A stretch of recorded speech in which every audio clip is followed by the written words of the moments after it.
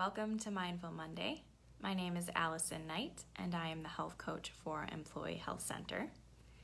The last few weeks, we've been talking about recognizing aversion, identifying our triggers and the way we currently react, and using mindfulness in place of that to help create different reactions and being more mindful. We also looked at seeing thoughts as thoughts and allowing things to be. And when we're allowing things to be, we're recognizing those unpleasant feelings that we're trying to avoid. We're inviting them in, and we're bringing awareness to them and exploring them with a gentle kindness and curiosity. By acknowledging them and letting them in instead of bottling them up and avoiding them, we then break that negative feedback loop, which continues that cycle of frustration and anger and stress and anxiety and depression. By facing those unpleasant feelings, we break that and we can move forward. Last week, we started talking about seeing thoughts as thoughts. And I started off by reading a series of 4 short sentences. And as I read them, your perception of what I was saying changed. What we learned from that little exercise is that our senses help us make meaning out of what we are hearing, seeing, touching, smelling, and it's always changing depending on the amount of information that we receive. And now what we perceive or what we create to make meaning does not necessarily equal truth or fact.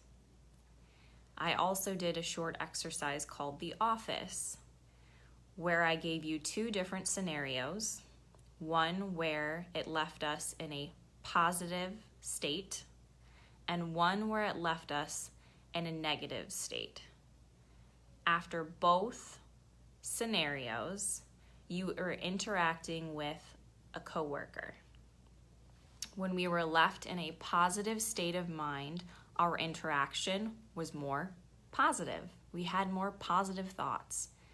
When we were in a negative state of mind, the interaction and our thoughts were more negative.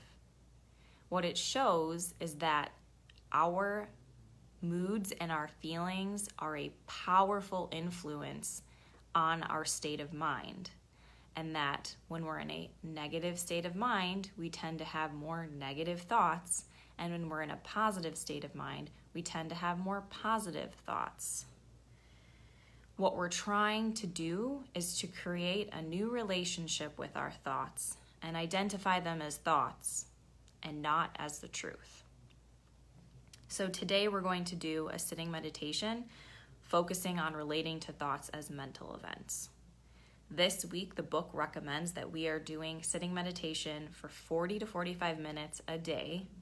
Now remember, that doesn't have to be all at one time. You could do a 10-minute sitting meditation or a 20-minute sitting meditation or a stretch and breath meditation or a 3-minute breathing space. But when we're doing meditation this week, the intention is to identify our thoughts, relate to them as thoughts, and not to see them just as truth. We're also then going to look at when we reach the point where our mind starts to wander and we are thinking, we are having thoughts, what do we do? So let's get started, settle in, get comfortable in a sitting position, whether it's in your chair or on the ground. And I want you to gently flutter your eyes closed if that is comfortable for you. And I want you to feel the chair or the ground under your sit bones, maybe your hands on your thighs. And I want you to bring a gentle awareness to the physical sensations in your body.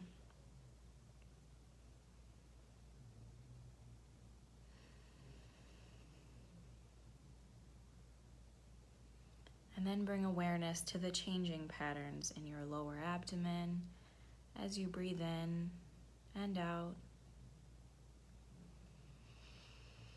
As your abdominal wall expands, contracts with each breath.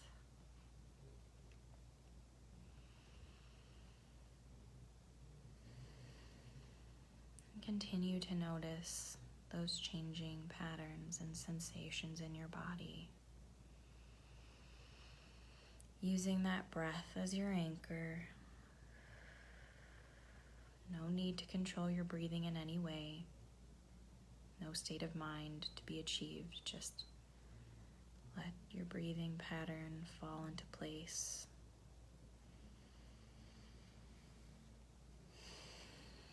Now, sooner than later, you'll probably find that your mind starts to wander.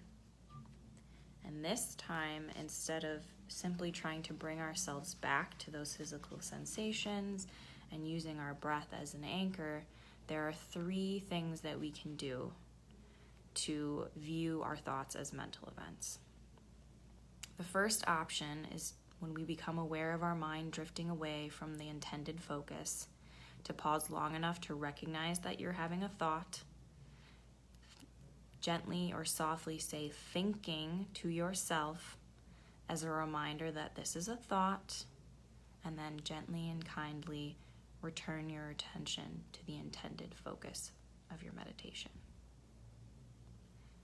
Now, option 2 is to make your thoughts the primary focus of your attention. Bring your awareness to the thoughts as they arise in your mind, and view them maybe as they were projected on the screen of a movie theater. Pay attention to what's on the screen, and then as that scene goes by, shift away. Or maybe come to mind an empty stage and you're exiting through the opposite side. Or view your thought as a cloud in the sky that slowly drifts by. Lastly, when you notice that your thoughts have a strong emotional charge, you might remember that emotions are packages of body sensations and feelings related to those thoughts.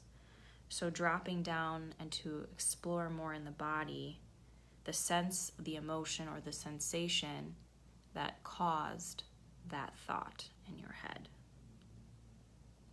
And again, once you've done any of these 3 things, once you've identified that thought, recognized it as a thought, bring your focus back to the intended focus. Use that breath as an anchor. Feel those body sensations. And when you're ready, come back to the space. What mindfulness does is it allows us to see thoughts as part of the package. We focus directly on the feeling, the sensations, and the emotions that created that thought, rather than just get lost in the thoughts themselves.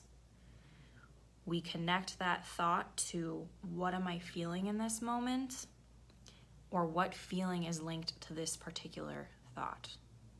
Why was this thought created? What is the underlying cause of this thought? Next week, we're going to be looking at a couple different things. We're going to be looking at your mind's top 10 unhelpful thoughts. We're going to be looking at using a breathing space again as a responsive with a focus on thoughts specifically. And we're also going to look at setting up an early warning system so you are aware of those possible signs of your mood worsening. You're having a backup plan or emergency plan to set yourself up for avoiding that cycle. Thank you so much for joining me today. I hope that you have a wonderful and mindful Monday.